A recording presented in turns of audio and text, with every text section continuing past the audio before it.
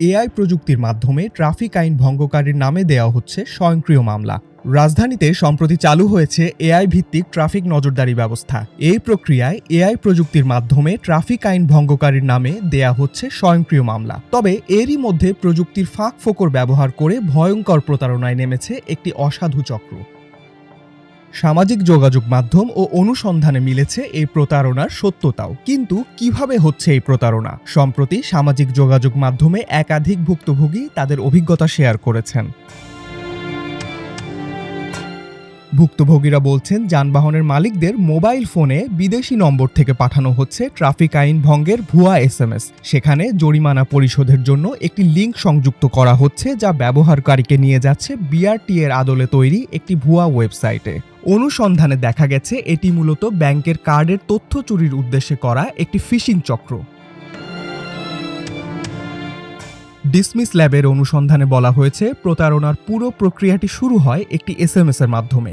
মেসেজে প্রেরক হিসাবে কোনো সরকারি সংস্থা বা বিআরটি এর নাম নেই, বরং ব্যবহার করা হয়েছে +63 কোডযুক্ত একটি আন্তর্জাতিক নম্বর, যা ফিলিপাইনের কান্ট্রি কোড।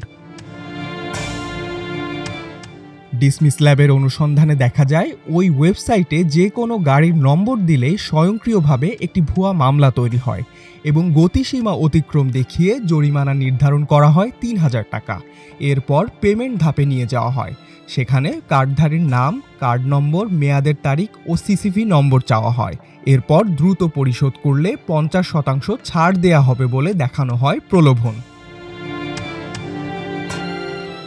ওয়েবসাইটটি অনেকটাই বিআরটি এর মতো ডিজাইন করা। লোগো, রং ও ইন্টারফেস প্রায় একই ধরনের হওয়ায় সাধারণ ব্যবহারকারীদের বিভ্রান্ত হওয়ার ঝুঁকি তৈরি হচ্ছে। তবে প্রকৃত ডোমেইনের সঙ্গে এর কোনো সম্পর্ক নেই।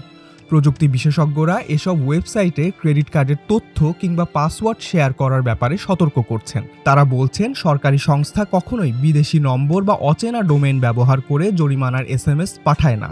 তাই অচেনা লিঙ্কে প্রবেশ না করা, ডোমেইন নাম ভালোভাবে যাচাই করা এবং কোনো অবস্থাতেই ব্যাংক কার্ড বা ব্যক্তিগত গোপন তথ্য প্রদান না করাই নিরাপদ। ডেস্ক রিপোর্ট, আজকের পত্রিকা।